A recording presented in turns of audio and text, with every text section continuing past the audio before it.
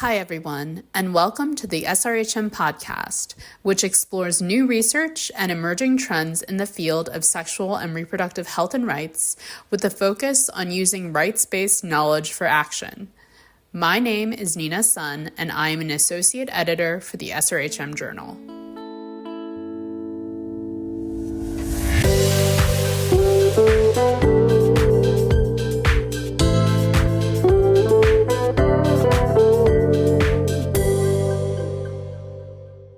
Good afternoon, good evening, good morning for everyone who is joining this webinar symposium discussion with very dear guests. I am Esther Kishmödi, Chief Executive of Sexual and Reproductive Health Matters, and I'm really pleased to welcome very dear colleagues and friends in the today webinar about a very contested issue on the misuse of evidence in contested rights. And it's about the commentary on the UN Special Rapporteur on Violence Against Women and Girls report on prostitution and violence. And obviously, this report is raising much larger issues as well that we will discuss with very esteemed colleagues and experts and persons on their own rights. I'm very pleased to introduce you to the moderator and the host of the today webinar, Susanna Fried, who is the co-director of the new initiative called Just Futures Collaborative. And she's formerly has been with CREA and UNDP and other organizations. She's a gender health and rights expert and advocate and a very dear friend and colleague. Thank you so much for being here, Susanna, and it's over to you. And thank you for all the panelists whom Susanna will introduce to everyone. Thank you. Thanks, Esther. Thank you for the lovely introduction and welcome everyone to this panel discussion on the misuse of evidence in contested rights. And it's great to have you all with us. I want to start by appreciating the panelists for their participation in what is, I think, as Esther has just said, a really important conversation. And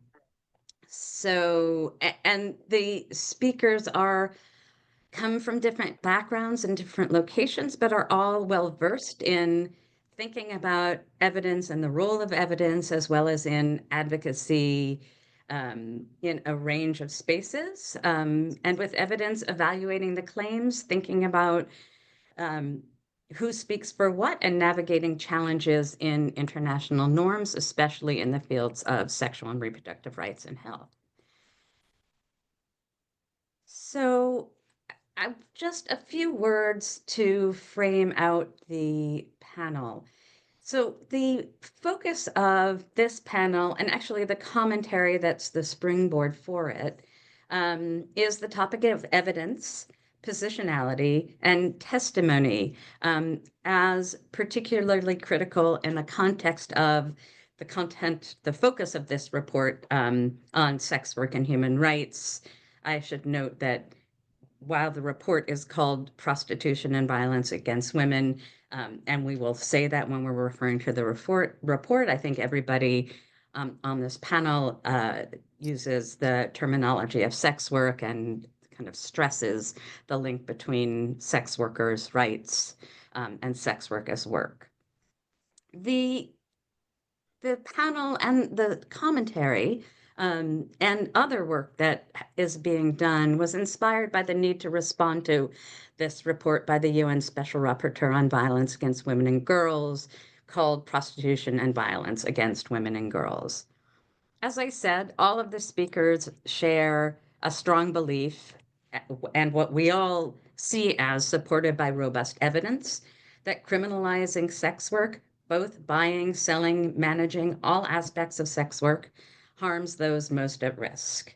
Our position, as I said, is clear, or at least my position is clear, and I think everybody else's. Sex work is work. It should be fully decriminalized, all aspects, everybody engaged should be working in a non-criminalized context. And as we say in the commentary, and you'll hear the speakers talk about, we do believe that this is supported by a significant body of evidence, while the opposite, criminalization, has consistently been shown to cause harm.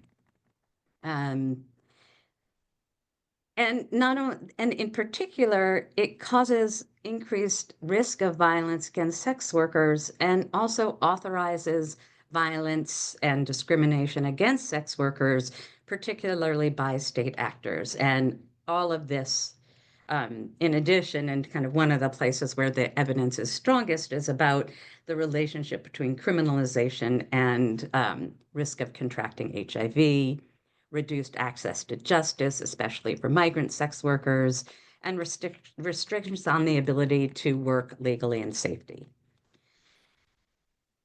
We also situate this conversation within the broader global attack on human rights, and we'll speak to that. Some of the panelists will speak explicitly to that. And in that context, really stress the importance of accurate and transparent information from UN experts, especially when there are disagreements.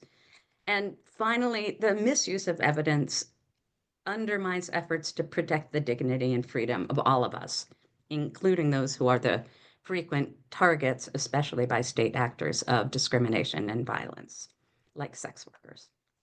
This is why many of us found the report quite troubling, and in addition, are concerned about its implications for UN human rights mechanisms, because they play such a critical role in shaping international standards. So just to introduce the speakers, and the information will also be in the chat. I'll be introducing them in order that they'll be speaking in the first round, and in the second round, we'll reverse the order. Our first speaker is Jules Kim, who is the global coordinator of the Global Network on Sex Work Projects, who's also been working on a separate commentary about the report, and Jules will also, I think, make reference to that. Jules will kick off the conversation. The next four speakers were the co-authors with me of the article on the misuse of evidence. And in the order they will be speaking, Ivana Radicic. Ivana is a research advisor for the Ivo Pilar Institute of Social Sciences in Zagreb, a lecturer at the University of Osijek, I probably mispronounced that, and adjunct faculty at the University of Arizona's Human Rights Practice Program. The next speaker is Esteban Restrepo Saldarriaga. Sorry, Esteban, if I didn't do justice to your name. Esteban is an associate professor at the Universidad de los Andes Law School in Bogota, Colombia. And next we have Rupsha Malik. Rupsha is an independent expert on sexual and reproductive health and rights, and someone who has long been engaged in work as a sex workers' rights activist and a sex workers' ally. And finally, Alice M. Miller, known to most of us as Ali. Ali is a professor in the practice at the Yale School of Public Health, an associate professor at the Yale School of Law, and the co-director of the Global Health Justice Partnership at Yale University. Just to say, there will be 2 rounds of questions. In the first round, there are specific questions for each of the panelists. In the second round, I'll ask 1 question and everybody will respond to that. And unfortunately, because we have an hour, we don't have time for Q&A, but we invite you to put your comments in the chat. And we will, at the end of the webinar, we will download the chat and we'll share it with all the panelists. And I just want to conclude by reiterating the significance of this discussion and the importance of an open and critical engagement with these topics. And with that, I will turn to Jules. Jules, thank you for all the work that you've done for so many years around this issue and stressing the importance of sex workers' rights as human rights and the importance of sex workers' voices being in that conversation. In terms of this report, many people have observed that this report lifts up some civil society and NGO voices and suppresses others. As someone who helped in this particular case, as well as in others, encourage sex worker groups to engage in the process of this report's development by making submissions and supporting others to make submissions. How do you see these submissions, their evidence, and their perspectives reflected in the report? And if they're not there, what's lost in their suppression? Over to you, Jules. Thanks so much for that, Susanna. I think I'll also state from the outset that I'm a sex worker and have been a sex worker for close to 30 years now. It may even be over 30 years if I add it all up, but anyway. I think it should be noted also from the outset that the terminology that was used in the call for submissions made it very clear that some submissions weren't welcome. The choice of terminology and framing of sex work as an inherent form of violence was very clearly articulated in the call for submissions. And for this reason, some allied organisations and sex worker organisations even chose not to respond because of the harmful framing. In fact, I think that a number of organisations also have chose not to engage based on her marginalisation and exclusion of people that are marginalised and their gender identities who also experience violence, and her harmful positions on gender identity. Despite this, NSWP did encourage our members and allies to respond because we wanted to ensure that there was a full picture of the experiences of sex workers and sex worker rights. And of the about 300 submissions that were made, there were many of them, several dozen in fact, that were from sex worker groups, sex worker rights groups, and also women's rights groups and allied organisations also submitted. In fact, CMI Consortium has a repository of those submissions, and NSWP also has a listing of the sex worker submissions on our website as well. And these submissions provided evidence and testimonies from the communities about the causes and consequences of violence against sex workers. And in fact, I myself was also participating on the online consultation.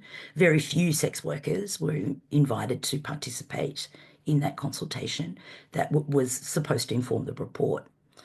But despite all these inputs, where sex workers and our allies, we called for policies that promoted sex workers' health and labour, strongly showed the evidence for the decriminalisation of sex work, and spoke about, made recommendations for sustainable and rights-based policy solutions to reduce violence against communities.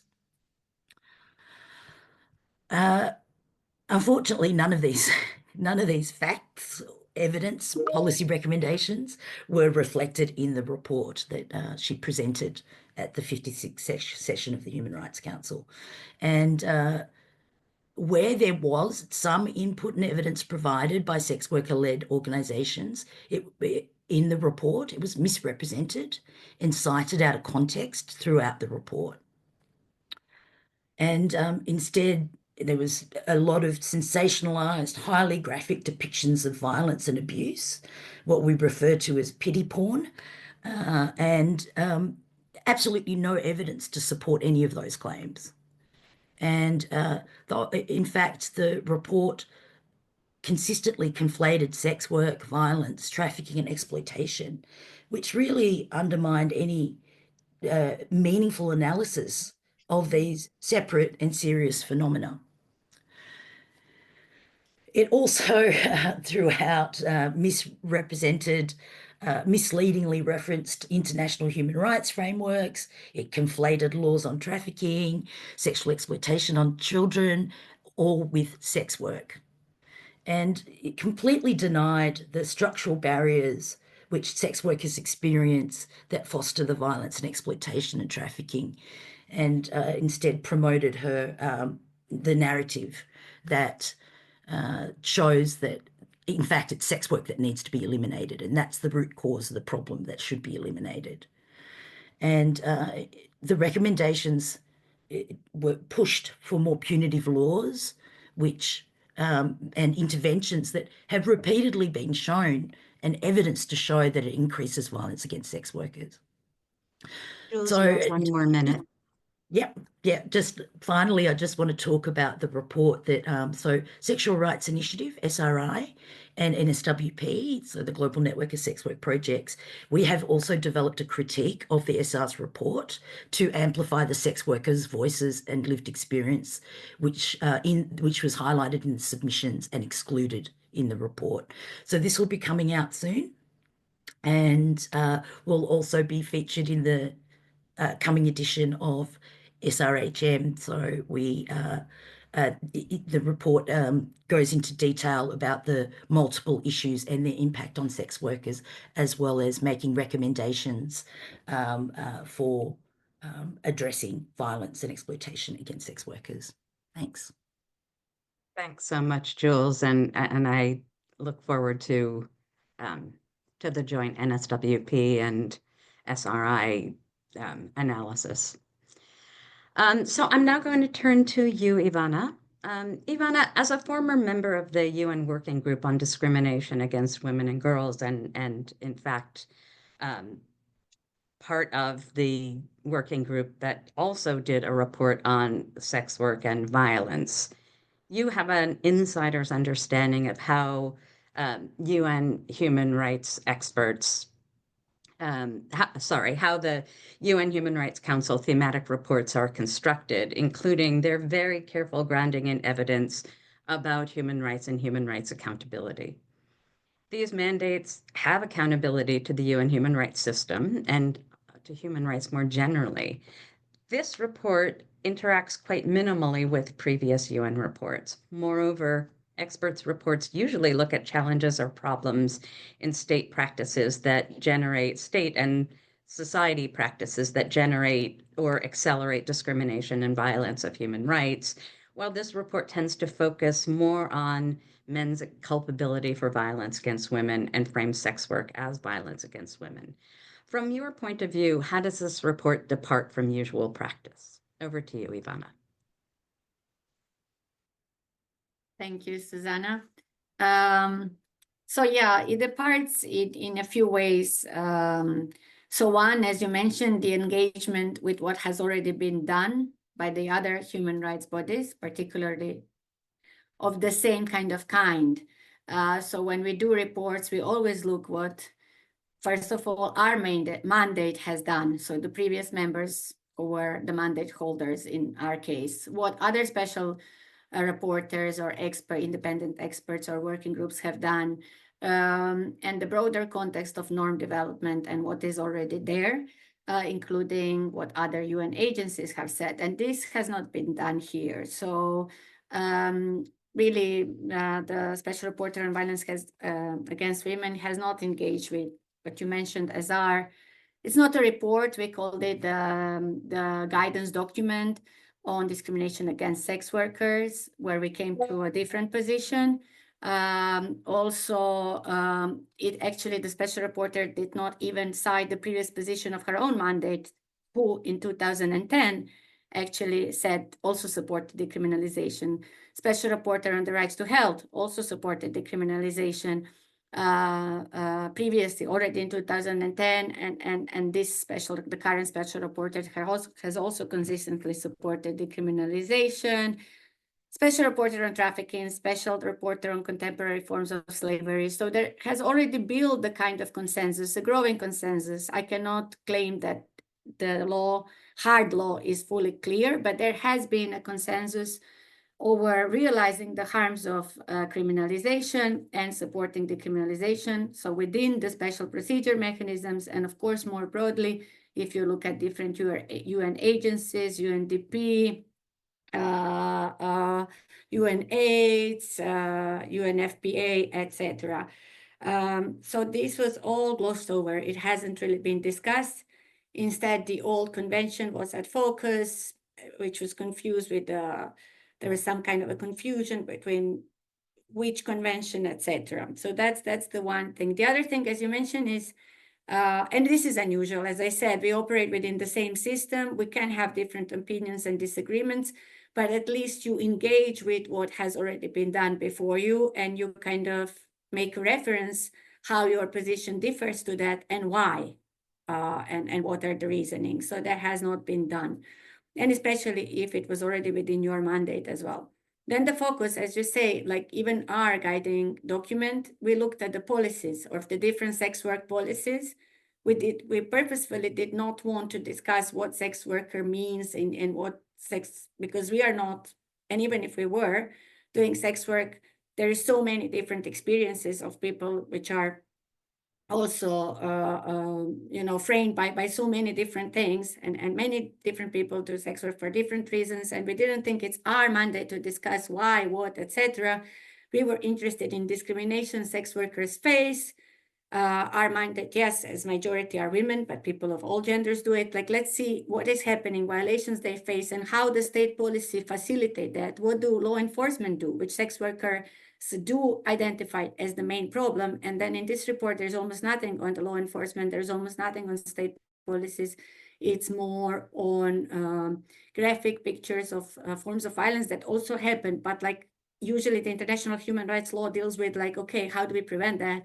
What does the state needs to do in order to prevent it and protect it? The other thing is also, so the focus was different. As you said, it's more like an account of men's culpability rather than account of state responsibility. And it's an abstract kind of definition, and it like the truth of sex work as violence, and then everything that supports that. And this working group took a completely different approach of looking at what violations happen and how that can be prevented, and what the states needs to do. Then the engagement with the main— You have a minute left. Okay, the engagement with the main human rights principles, like what about the principle?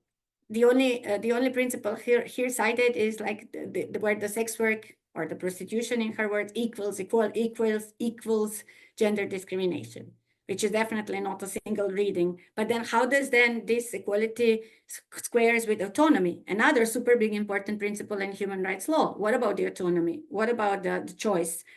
What are the implications if we say there is no choice here? What about other choices that women and other people make? Should we consider these are not also, and what implications can that have to broader policies, feminist policies?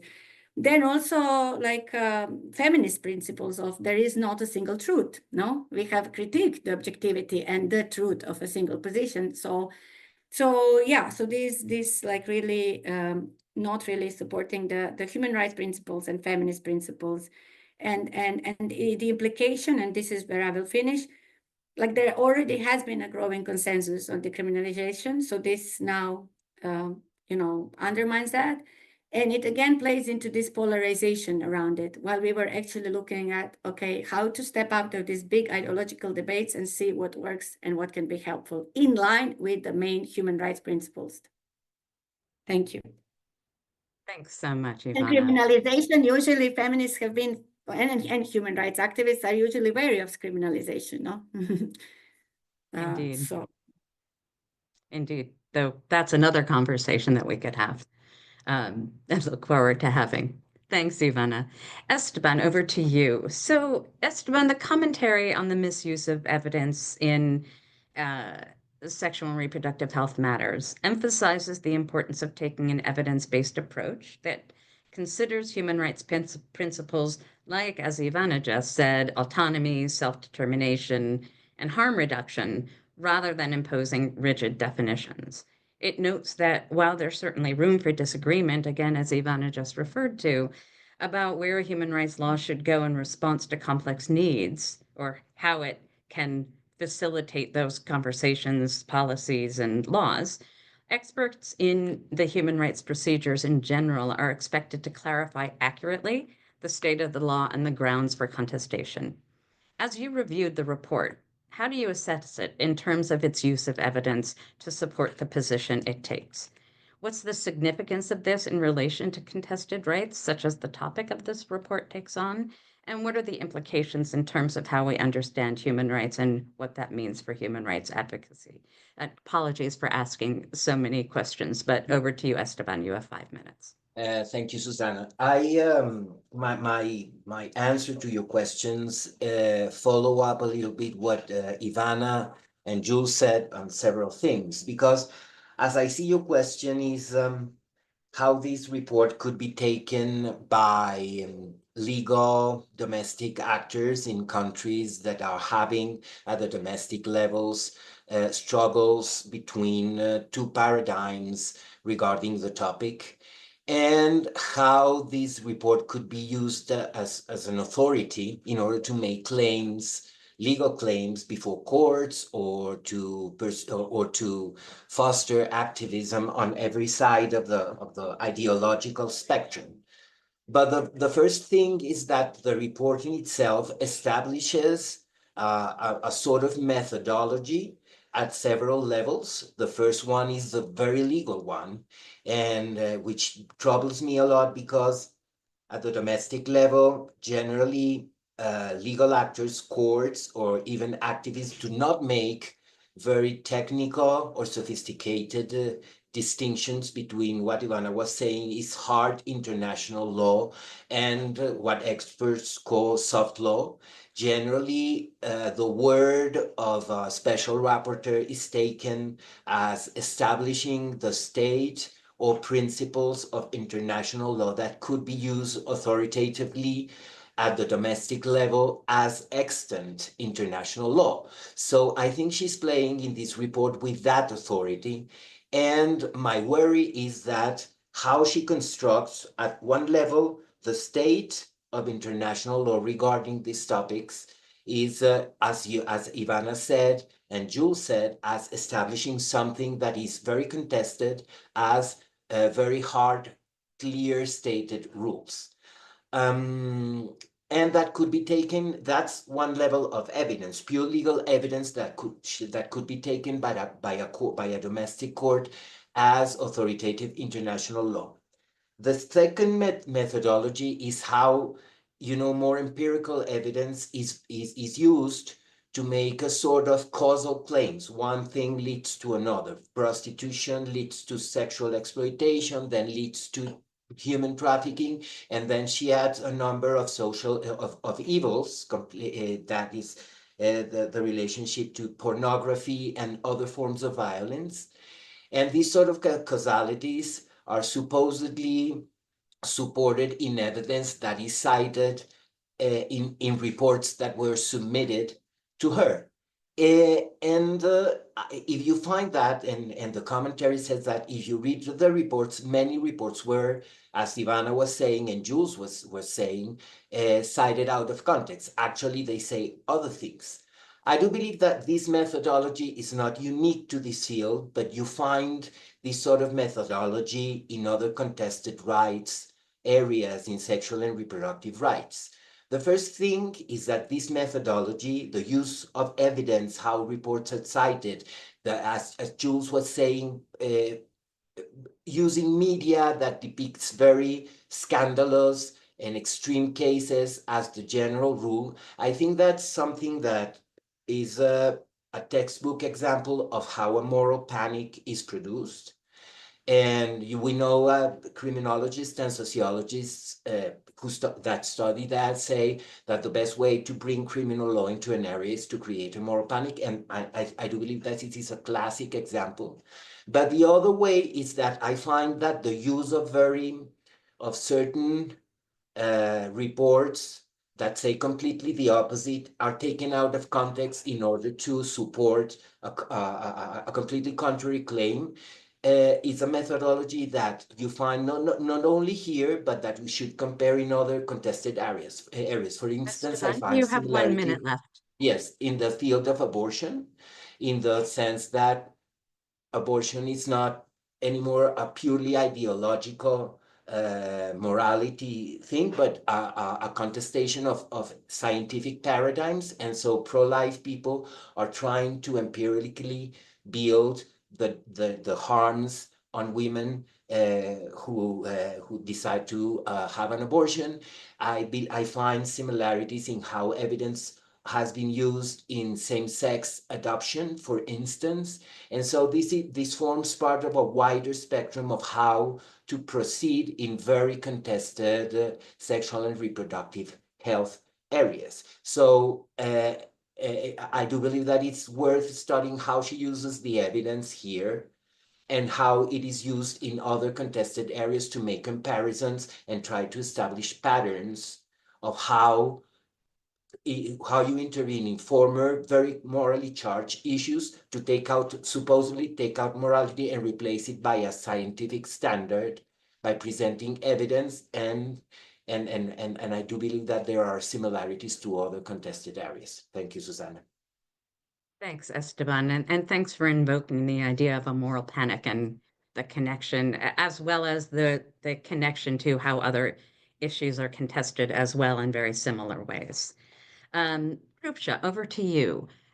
Rupsha, we note in the commentary the disputes and the debates over what are the emerging and best standards for state obligations and for whom in the diverse sex sectors around the world are matters of great importance, especially those who are in the sex industry who are so often the targets of abuse.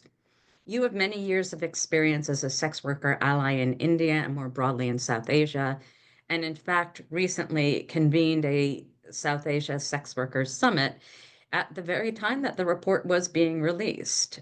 What were some of the critiques that came up at the Sex Workers Summit about the report, especially in terms of representing sex workers' voices and perspectives? And connected to this, the commentary notes that in the context of evidence, and several of the previous panelists have made reference to this, the report's view of trafficking tends to take what the commentary calls both an over-inclusive approach that includes all women and only women engaged in sex work, and under-inclusive when it comes to addressing trafficking for other purposes. What was the response to the report's equation of sex work and trafficking, and what do you see as the implications of this? Over to you, Rupsha. Thanks, Susanna. Many thanks, Susanna, Esther, co-authors, for inviting me to contribute to the article and as well as participate in this webinar. My contributions in the article as well as my remarks today are very much informed from my positionality as a long-time feminist ally of the sex worker rights movement for the past 2.5 decades. And of course, my long-term work at CREA that has been a long-standing ally of the sex worker rights movement and done much to bridge our own feminist fault lines on this issue. Renew, the South Asia Sex Workers Summit, was a cross-movement convening held by CREA end May, and as you rightly pointed out, coincided with the release of the SR report. The position and the content of the report to those in the know of the processes initiated by the SR was not a surprise. I think what was surprising, however, was the sheer brazenness of presenting a report rife with biases, including the misuse and misrepresentation of evidence. And really, in a way, I feel calls into question the very credibility of the SR's mandate. And of course, I think as authors of this article, we deliberated, and I wanted to flag that here, that we deliberated our response in writing the article within that wider context of the weakening of the UN system and its infiltration by both state and non-state actors bent on advancing anti-rights, anti-gender norms, their weaponization of these spaces, and really our critique, we had to be carefully, present a considered sort of a response while being mindful that our intent is not to weaken the SR mandate as it remains central to our work to advance norms and standards to address violence against women and girls. Just to give a little context, since you asked about the response and the reactions at Renew, I'd say we were very fortunate to be present, a group of 200 activists from South Asia, from various movement locations, including the sex worker, transgender, disability, labor, and youth-led organizations and movements. We were at that moment engaged in a very insightful and nuanced cross-movement conversation on sex workers' rights, acknowledging and celebrating the radical leadership of sex worker rights activists and networks in not just catalyzing large-scale collectivization processes, but also the impactful advocacy.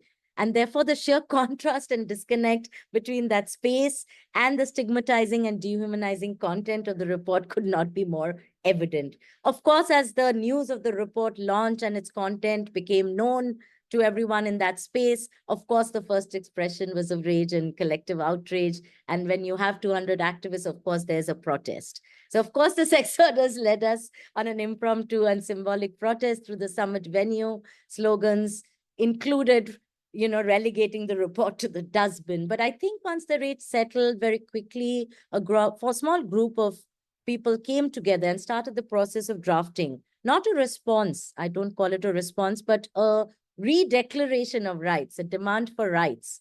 And Jessica will shortly share the link to the Kathmandu Declaration. Many of you who are attending the webinar have contributed to it. So it's very much a co-created document.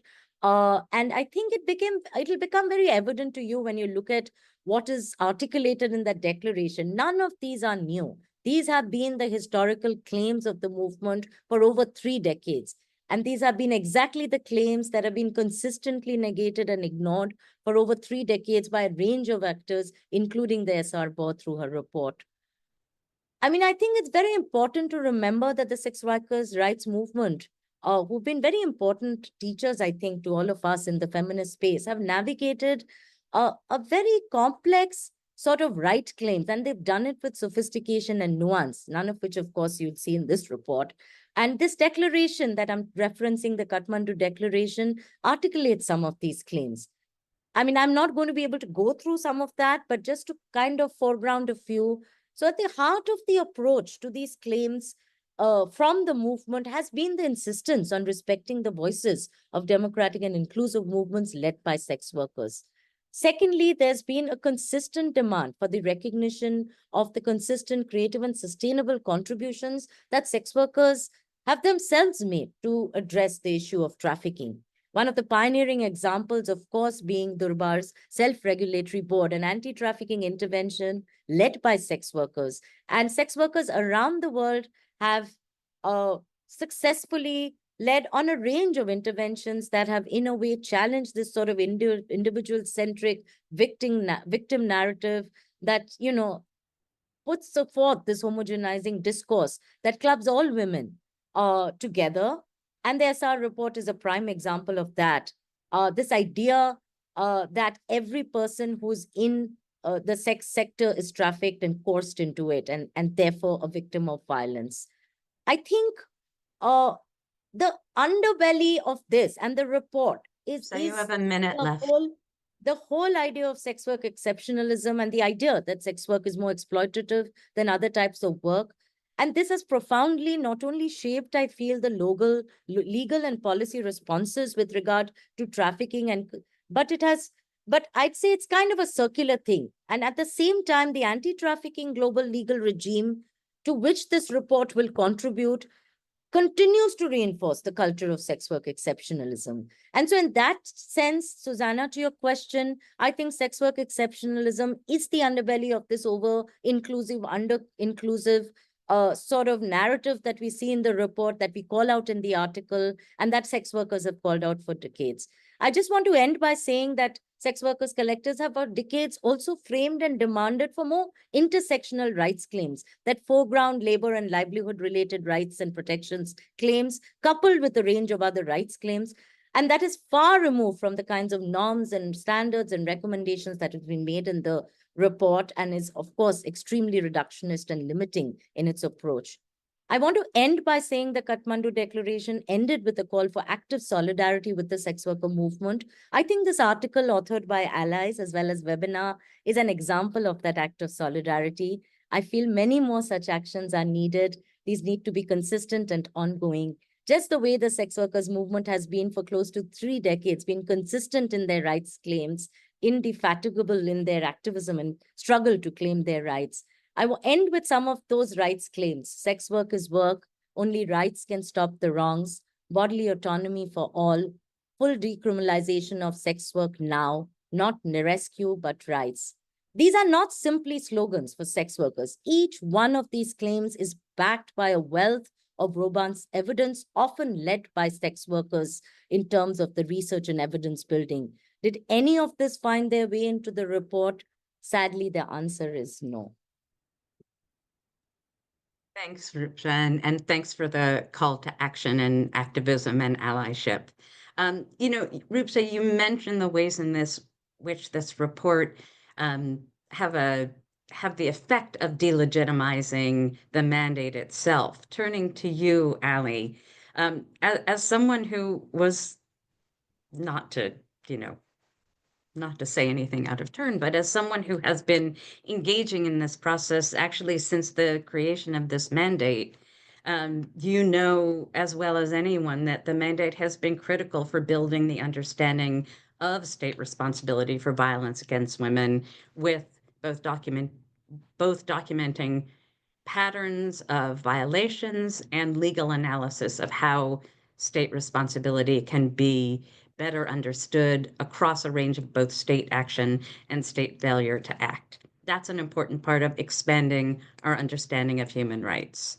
In fact, the interplay of evidence and advocacy is fundamental to your work, as well as the work of various independent mechanisms of the human rights system.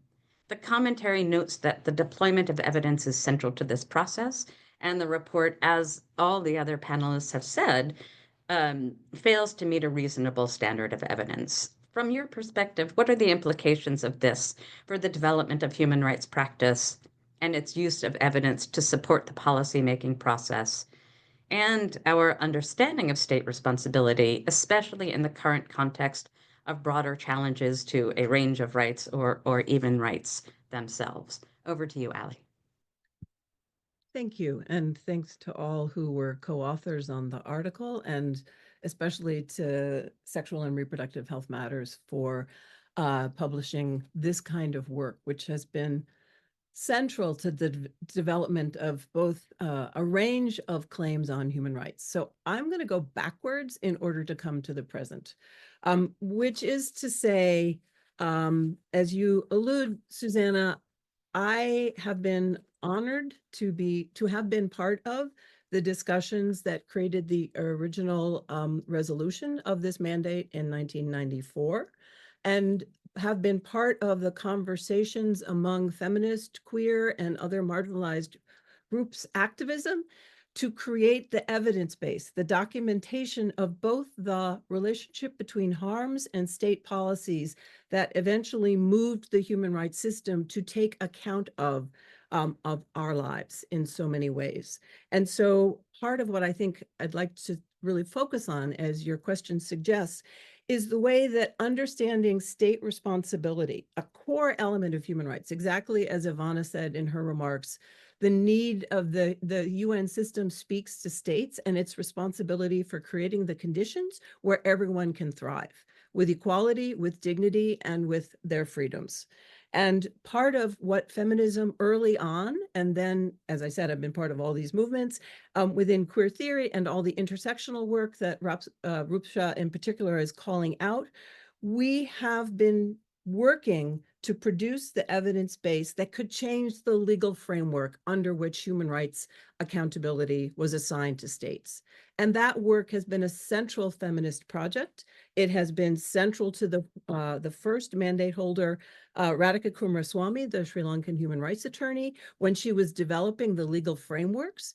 And at that time, and now I'll come to the present, all of us understood that producing the evidence of the kinds of harms that frameworks, both formal and informal laws, and the practice of state and non-state actors produced was essential to the validity of our claims that the human rights system should look at us, to look at people in the sex sector, people who are queer, people who are marginalized across the intersections of race and place, disability, all the other axes of both visibility and oppression. So working on that that legal framework has always been fundamentally linked to how we both include different voices and how we understand different categories of evidence. Within that, and I think one of the pieces I want to stress that in the commentary, we tried to open up, and this goes somewhat to what Esteban was saying and recalls part of what Jules opened with. We tried to look at the categories of evidence and ways that documentation have changed law as authority for how to understand new interpretations of law, right? To build up the accountability of the state, not just for its own actions, what police do to people in the sex sector, for example, or what happens to people in detention, but for accountability for non-state actors. A core part of this mandate has been building up the notion that the state is accountable for non-state actors. But that means that, and we did that work with global activists worldwide by producing evidence, and the evidence ranged from testimonials and narratives to qualitative and quantitative work. And increasingly, and this is, I believe, one of the key roles of the journal where we published this commentary, Sexual and Reproductive Health Matters, we began to use the many methods of public health and social science to bring those together with claims about what is the obligation of the state to create conditions for health, including equality and non-discrimination, and to use the way in which the social sciences have also expanded to take on narrative strategies, to understand that when people speak their truths, there are elements to be understood that we can speak to the state with and we can make policy from. But all of that work is multiple and quite critical and requires forms of transparency of sources, requires transparency of analysis, all of which in our commentary we make very clear is not visible. So one of the things that we tried to spell out in our commentary is that the misuse or miscitation of both international legal authorities and documentation does harm to the way in which we can call on the human rights system to respond to harms. So it is both the practice of misuse of evidence, both is a kind of epistemic violence, that it silences certain kinds of voices and makes invisible certain kinds of both claims to how to remedy a harm and the nature of the harm, and it undermines the capacity of an effective legal system to respond to harms. So we categorized you have a minute left. We tried to categorize our evidence to include all the forms in which both feminist, queer, and social science have increasingly generated knowledge, and then tried to make those categories visible to the way that the law has developed for human rights to build state accountability for a wide range of practices, both harm and that ones that create the conditions under which we can thrive. So it's that, for me, for those of us and for all of us who have watched the development of this mandate that has been so core to making the human rights framework accountable to a wide range of feminist and queer and other marginalized persons' concerns, to watch that be eviscerated by the bad legal practices and bad evidence practices was extraordinarily it was kind of, I guess, shocking. And I think Rupsha used the word. And I'll close with saying that it is, in fact, the desire to bring back a conversation that can build coherent responses that we wrote the commentary and the spirit in which I think this webinar is being held. So thank you for that. Thanks so much, Allie. And thanks so much to all of you for those insightful comments. And I think we've raised a number of issues that that talk about the implications of this kind of problematic use of evidence that we see all around us, as we see how it contributes to misinformation and disinformation. So I'm going to ask another question. I'll go in reverse order, and you each have 2 minutes. And this is kind of looking forward. We've discussed the importance of placing this report in the context of what it means for evidence gathering, for activists and activism, as well as the human rights system. The commentary argues that it's filled with factual misinformation and disinformation. Several of you have mentioned how it raises up some voices and suppresses others. And it goes against previous UN work, including negotiated agreements like the UN Political Declaration on HIV. From your perspective, what do you think are its broader implications within the context of your own work and the broader attack on human rights, including the rights of sex workers? And you'll each just have 2 minutes to answer with apologies. So Ali, I'm going to start with you. Thank you. I'll go straight to the fact that I'm sitting in the United States and work with and for with alliances with sex workers in the US and broader human rights. And we have, of course, just undergone an election where we will see a major change in administration. Janie Chuang has written long ago, the US tends to act as a kind of global sheriff in exercising its police powers around the world.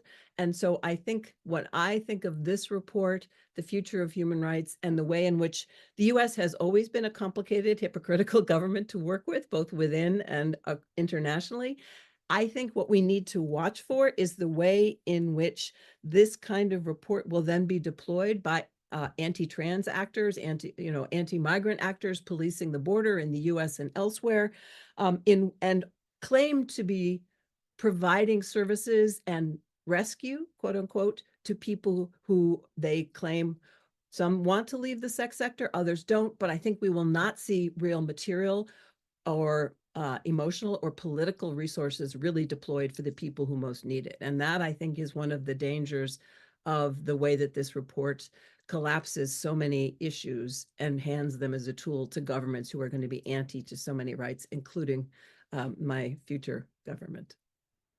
Thank you. Thanks, Ali. Rupsha, over to you. Okay.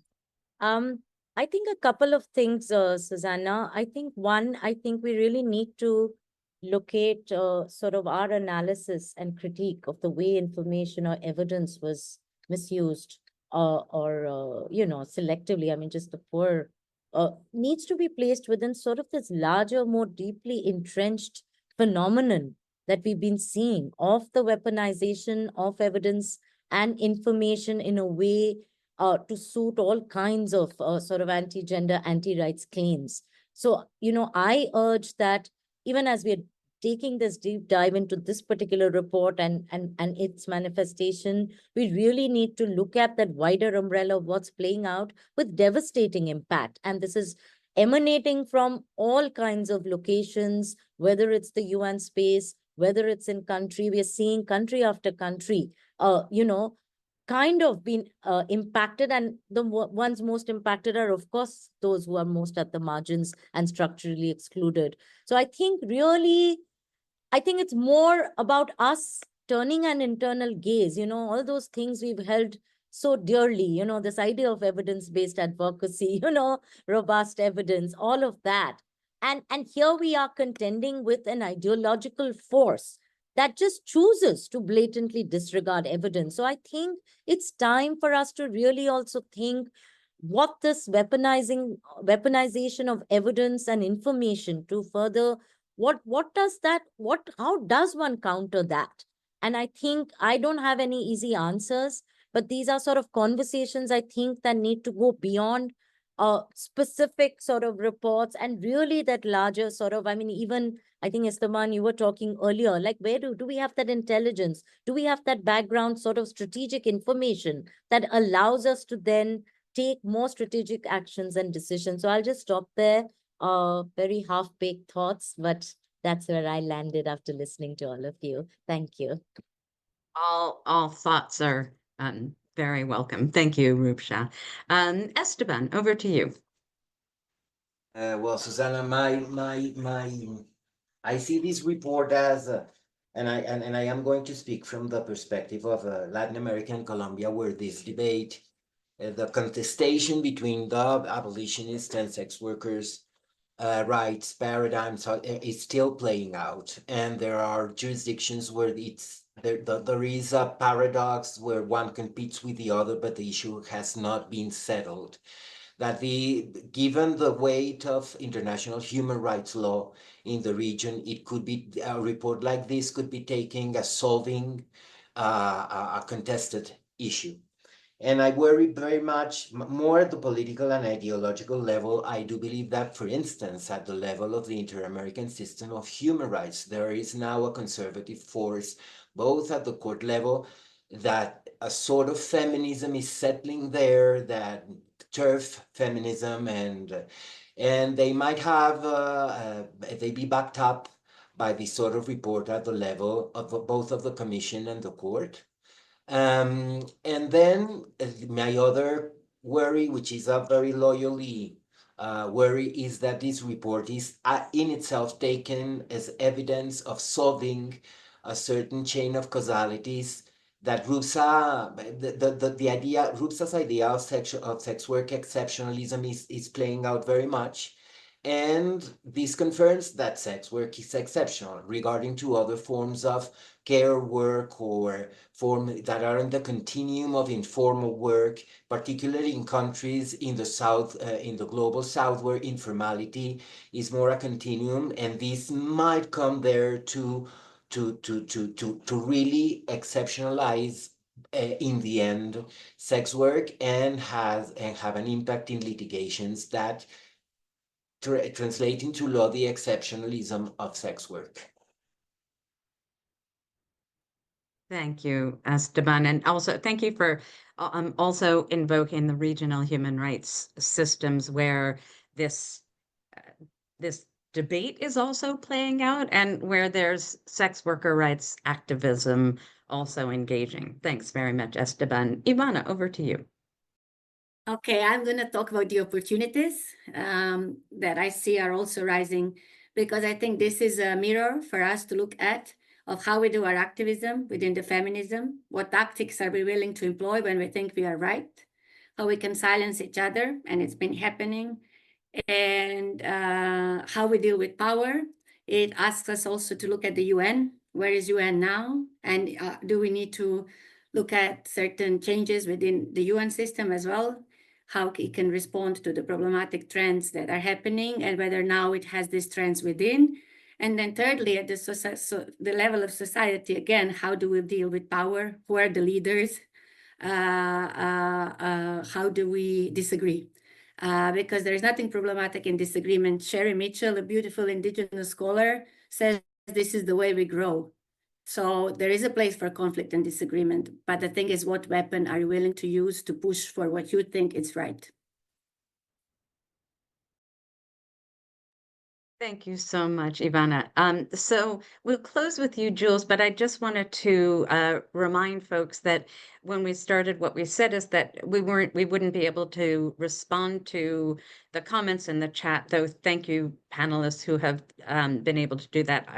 I haven't been able to look at the chat at all, but we will download the chat and we will share it with all the panelists and leave it to each one of us to respond if we can or if we can't. So with that, Jules, over to you, and we will close with you.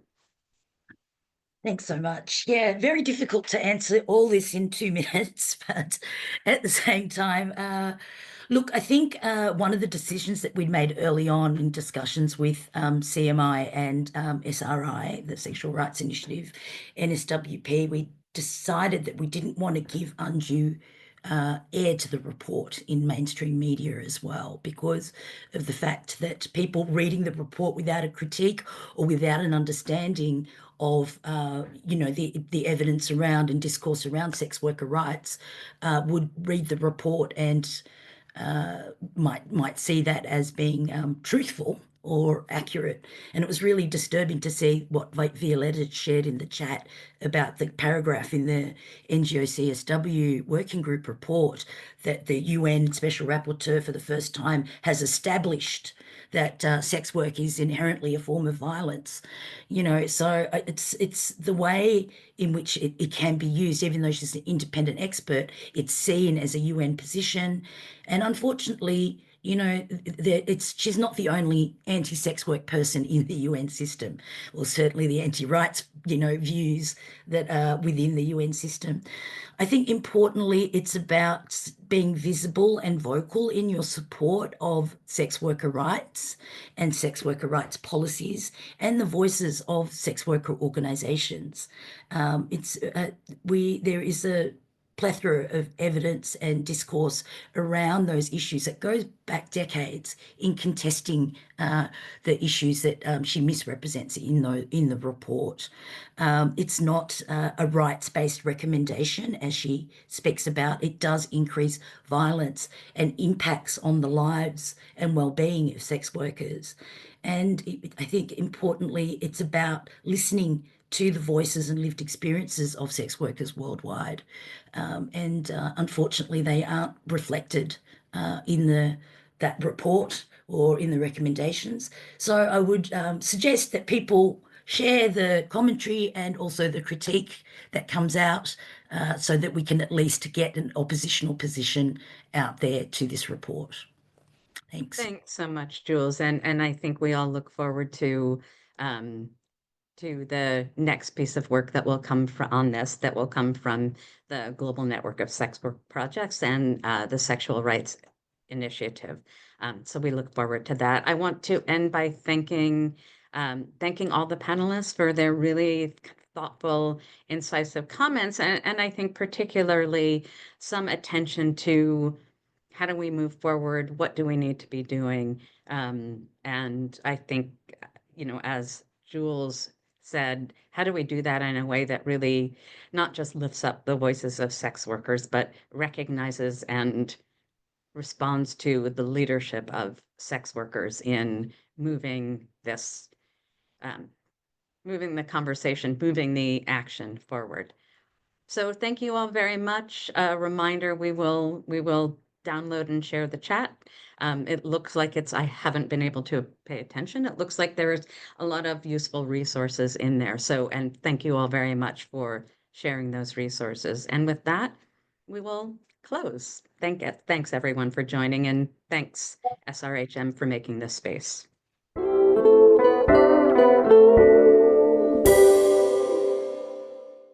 Thanks for joining us for this insightful conversation. Please check the show notes for a link to the SRHM Journal, which is available online and open access. Follow us on social media and sign up for our newsletter to receive notifications for new publications. If you're enjoying this podcast, please subscribe, give us a rating, or leave a review. Sharing evidence-based and rights-grounded knowledge is our passion, and it's also critical to support the advocacy and actions that need to be taken to improve SRHR for all. We would very much appreciate it. Thank you for supporting the SRHM podcast, which is produced by our staff. The music was composed by Tiber Christian and Salomon Beautond.